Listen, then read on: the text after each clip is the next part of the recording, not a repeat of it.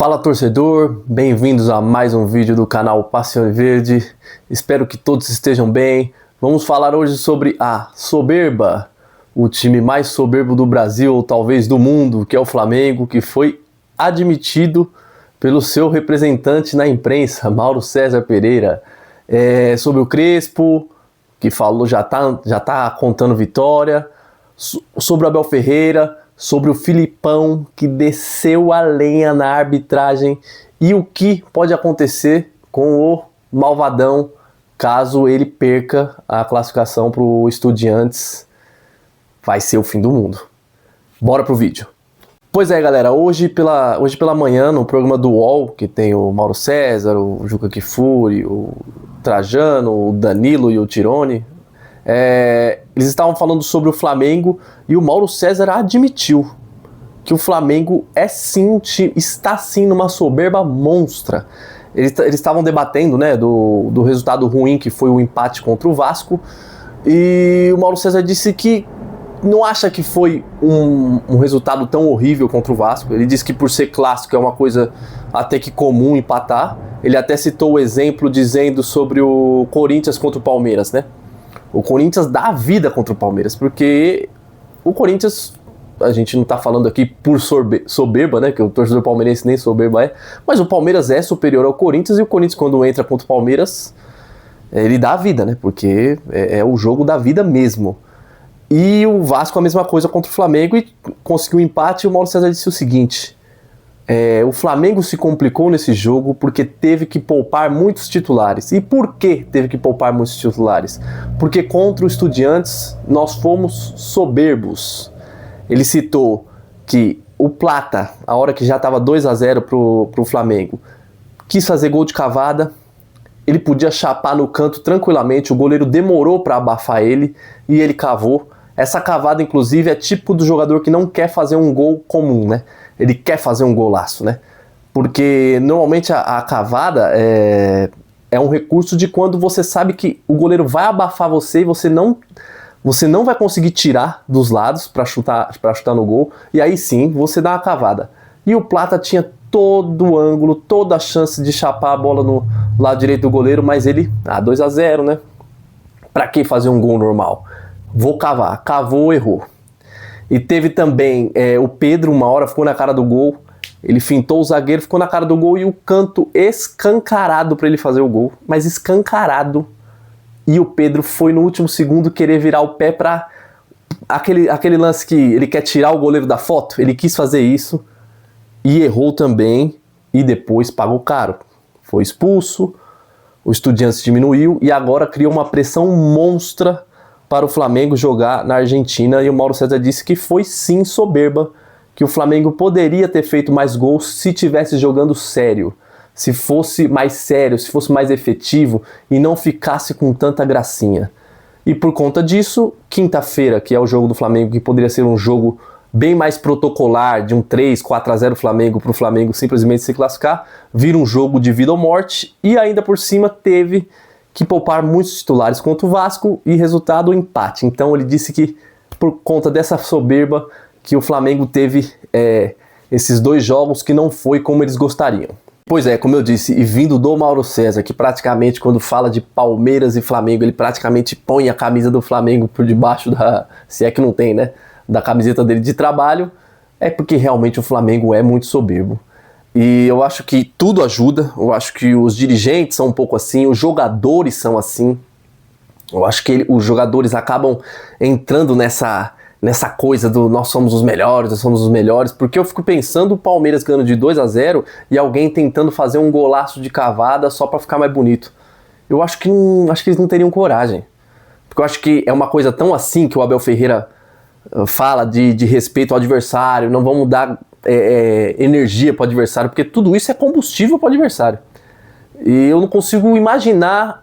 Eu consigo imaginar o Palmeiras jogando mal, eu consigo imaginar o Palmeiras perdendo classificação, eu consigo imaginar um monte de coisa, mas eu não consigo imaginar 2-0, quer saber? Vou dar uma cavada aqui. E se fizer, pode ter certeza que vai ser divertido. E eu sinto que no Flamengo isso já é mais assim, o futebol arte, não basta só ganhar, temos que dar show. E a imprensa também, né, que Dias atrás eu até falei que eles estavam num programa lá e dizendo assim: o Flamengo hoje contra o PSG é favorito. Então eles não estavam dizendo nem que o Flamengo... O brasileiro eles não contam mais, o Flamengo já é campeão, é o que eles pensam. A Libertadores, então, eles já estão planejando que o Flamengo contra o PSG hoje no cara a cara da Flamengo. Então é uma aura assim tão de soberba, de diretoria, de jogadores, de todo mundo, que isso vai dando combustível para os outros times, e eu acho isso ótimo. E o Abel Ferreira, nessa parte, eu acho ele inteligentíssimo, porque o Abel Ferreira, ele tem os erros dele, de vez em quando ele fala algumas coisas que não tem que falar nas coletivas, mas uma coisa é certa: ele dá combustível e armas pro adversário, e eu não vejo ele fazer isso. Se o Galhardo for querer tirar alguma declaração do Abel para se motivar, ele não vai ter, porque é sempre aquela coisa, sempre não tem nada decidido, é um grande time, nós vamos... Protocolar, né? Protocolar. E é do jeito que tem que ser mesmo. Eu acho que se você fecha a porta do vestiário, aí sim, ali sem câmera nem nada, você pode falar, nós vamos ganhar, nós somos bem melhores que eles e nós vamos classificar. Agora, quando vai pra imprensa, eu acho pouquíssimo inteligente. E o Abel Ferreira, desde que ele chegou, eu não lembro uma vez dele falar uma frase sequer que o adversário pode ir lá e falar: opa, ele tá menosprezando a gente. Já o Flamengo, eu vejo toda semana o Flamengo fazendo isso. E o soberbo 2 da vez é o São Paulo.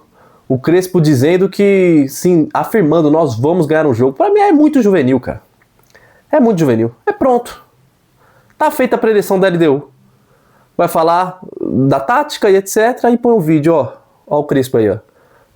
Ele afirma categoricamente: nós vamos ganhar o jogo. É juvenil pra mim. Não tem que fazer isso.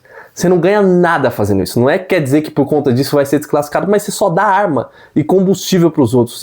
E é nessas coisas que eu vejo dos outros times, que eu vejo o quanto o Abel Ferreira é esperto, o quanto ele é humilde, e o quanto ele... Humilde que eu digo assim, humilde pra não dar arma pro outro adversário. Porque o Abel Ferreira de vez em quando solta, é soberbo uma vez ou outra na coletiva, mas sobre outras coisas, nunca pra dar arma pro adversário, coisa que pra mim São Paulo e Flamengo deu e muito para Estudiantes e LDU respectivamente. E galera, imagina só se o Flamengo for desclassificado quinta-feira. Olha a sequência do Flamengo no Brasileiro: Corinthians fora de casa, Cruzeiro em casa, Bahia fora, Botafogo fora e Palmeiras em casa. Então assim, eu acho que o Palmeiras pode ser desclassificado, nada é impossível. O São Paulo pode passar, tudo pode acontecer. Futebol é um esporte bem maluco e pode acontecer sim, mas quando você se põe num patamar de que você é invencível, como o Flamengo se coloca, como a imprensa coloca e como os próprios jogadores do Flamengo se comportam, quando vem uma queda, é o fim do mundo. Eu acho assim, o Palmeiras se é desclassificado na semifinal ou perde uma final, também vai ter pressão e também vai ter reclamação e tudo mais. Mas eu não acho que vão lá quebrar tudo. Cara, eu tenho pra mim que se o Flamengo sair fora quinta-feira, acaba o mundo. O Maracanã cai. O Rio de Janeiro vai parar por um ano. Porque assim, se colocam numa posição tão que já ganhou tudo, e que de repente você tá numa situação que você vai jogar contra um time super motivado, que é o Estudiantes, com todos esses ingredientes, e que se por um acaso você for desclassificado, que pode acontecer, aí você vai pro Brasileiro que já tá ganho, aí quando você vê é essa sequência de jogos. E ainda podendo estar atrás do Palmeiras se o Palmeiras ganhar esses 2 jogos que o Palmeiras tem a menos. 1 a menos que o Flamengo e 2 a menos que o Cruzeiro, né? Então assim, preparem-se. Se passar, tá tudo certo. Eu acho até que o Flamengo tem bem mais time que o Estudiantes e que vai passar, mas se não passar, meu amigo, é mais ou menos uns 2 anos de meme sem parar.